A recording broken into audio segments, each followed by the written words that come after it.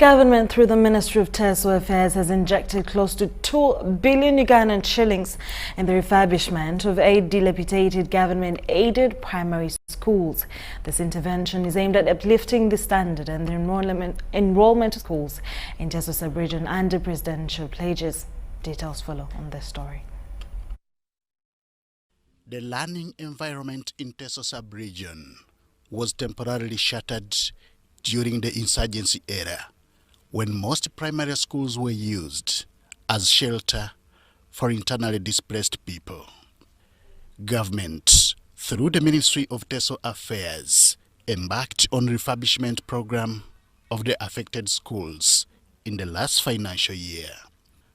I was made the Minister of TESO Affairs, and one of my duties is to fulfill presidential pledges. So I had to budget and fulfill this pledge. Kachumbala Primary School in Bukedia district is among the affected schools that was operating under difficult conditions for more than 10 years. When I came here, I found a building which was dilapidated. The storm had blown the roof 3 times. So the remaining iron sheets, we agreed with the community, school management and PT executives to remove the remaining iron sheets and we put them into the store. It has now been refurbished with a new classroom block, housing for classes, offices and a 5-stance pit latrine, solar, water harvesting technologies, and 8 desks at a tune of 250 million shillings in fulfillment of the presidential pledge. This classroom block has added value to this school in particular, but it has added value to Bukedia in general. You realize that after commissioning this block, even the enrollment is going to rise.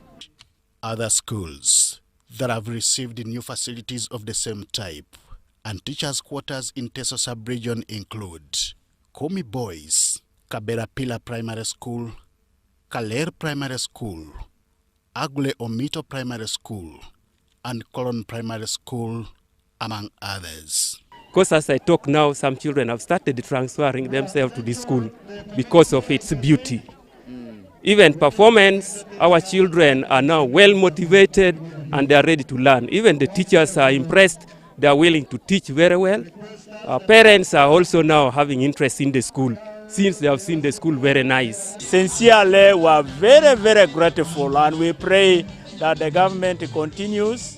We also pray for the President of Uganda, the Minister, and we also pray for the parents and other stakeholders. This is very good and wonderful. The school's authorities have been tasked to put aside some small budget for the maintenance of the new structures. Don't allow it to collapse, get dilapidated, waiting for the government to come in. So the PTA, the school team, and us, we should make sure that we look after these buildings, the furniture, and everything. However, they are worried of the discretionary development equalization grant. A source of maintaining school project was scrapped off. All the funds have gone to the parish development model that all of us have heard about. So we are worried. This was the money that we were using for construction of classrooms, staff houses, and many other development projects. As much as government is trying its efforts, parents have been partly blamed for poor standard of schools by not playing their role, as most of the children were seen walking bare feet in schools. The time is going to come that we are going to go to school to be able to see which parent has failed to provide shoes. in this era, in this modern era. It is not those days whereby there are all the opportunities for everybody to allow the child. First of all, we are talking about quality education. How are you going to expect one child to perform well when the other children are teasing the child because one child is not putting on shoes? And forget about even slippers. We want shoes. Parents attribute this to rising poverty levels in TESO sub-region. Some parents cannot afford to buy shoes for them, even other sanitary pads for the young girls. That's why in most schools, girl child always drop at the early age when they start their periods. Most of the girls drop out of school because their parents at times cannot afford even to buy these sanitary pads for their girl child. And you find them, these girls go to school barefooted. According to Uganda Poverty Assessment Report of 2016, 68% of people live under the poverty line in TESO sub-region.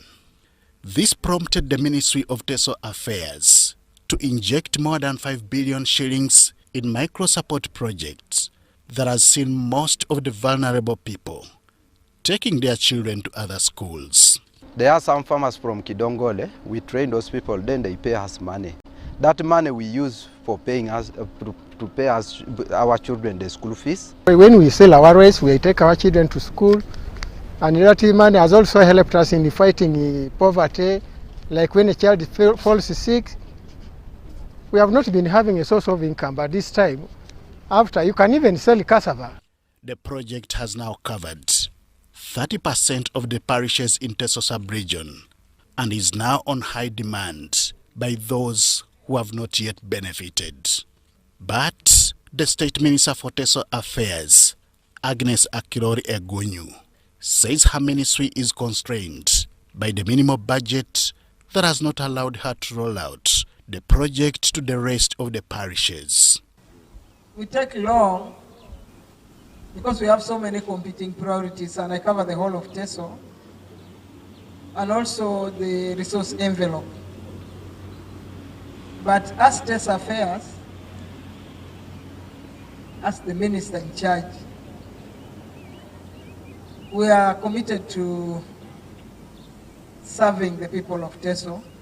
Egunyu wants an increase of the budget allocation to her ministry for better implementation of government projects.